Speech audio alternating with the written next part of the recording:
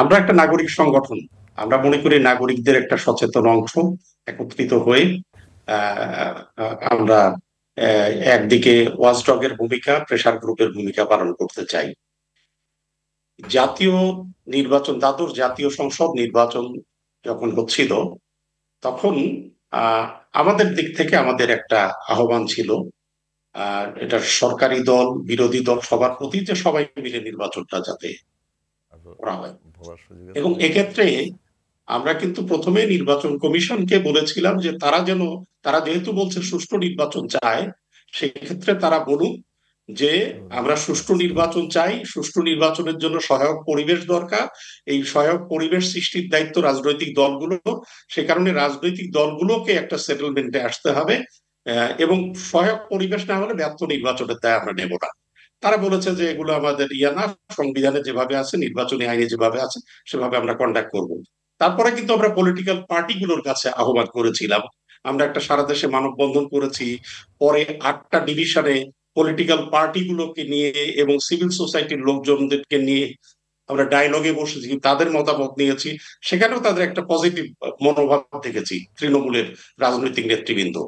পরবর্তীতে আমরা 9 অক্টোবর ঢাকায় আর একটা সংলাপ করেছিলাম। সেখানে আমরা চেয়েছিলাম যে ওবায়দুল কাদের সাহেবকে যেন পাই, মির্জা ফখরুল ইসলাম আলমগীরকে যেন পাই। সেটা পাইনি। এখানে আওয়ামী লীগ থেকে সেটি আসছিলেন না নাহিদ পাওয়ার রাশিদ। কারণ কি আপনারা বুঝতে পেরেছেন? এই আমি দুটি আমি দলের শেষ করছি। মহাসচিব বা সাধারণ সম্পাদক পর্যায়ের নেতাদেরকে যে পেলেন না আপনাদের আন্দোলন কর্মসূচিতে, সেটি না পাওয়ার কারণটি বুঝতে পেরেছেন কিনা আপনি বা আপনারা যারা আন্দোলনটি করেছিলেন, সমাবেশটি করেছিলেন? না, ওখানে ওখানে আমাদের মনে হয়েছে যে তারা আসতে চান না। তবে আমরা বিএনপি থেকে, আওয়ামী লীগ থেকে, পাশাপাশি সাকিব ভাই সেখানে ছিলেন, মান্না ভাই ছিলেন, রুইন হোসেন প্রিন্স ছিলেন, রাজিকুজ্জামান রতন ছিলেন, এরকম অনেককে আমরা পেয়েছিলাম।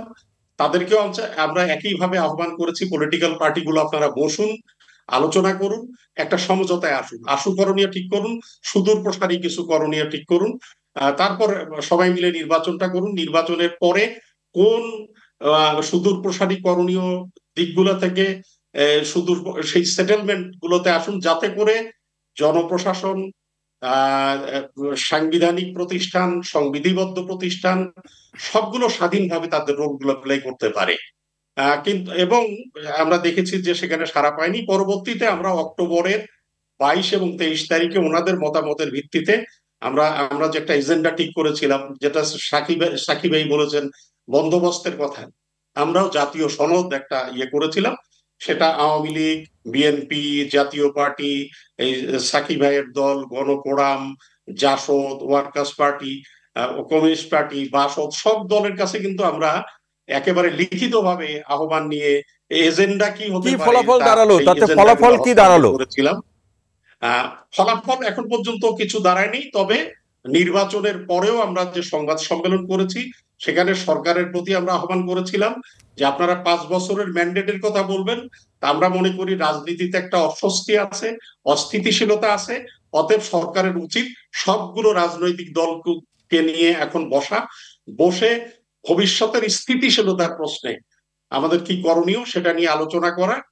এবং আহ, বিশেষ করে আমরা কি এতই, যে যে যে দেশের মানুষ গর্ব করে বলে আমরা মুক্তিযুদ্ধ করে স্বাধীন হয়েছি, সেই দেশের মানুষ আহ একটা নির্বাচন ব্যবস্থা ঠিক করতে পারবে না। প্রতি 5 বছর পর পর যখনই নির্বাচন না, আসবে, দিলীপ কুমার তখনই তারা সরকার, এখানে আমি দ্বন্দ্বে একটু লিপ্ত হবে। বোঝার চেষ্টা করি, নিশ্চয়ই আমাকে ভুল বুঝবেন না। সেটি হলো মুক্তিযুদ্ধ করে তো দেশ স্বাধীন হয়েছে, কিন্তু নির্বাচন যুদ্ধ তো আর হয়নি।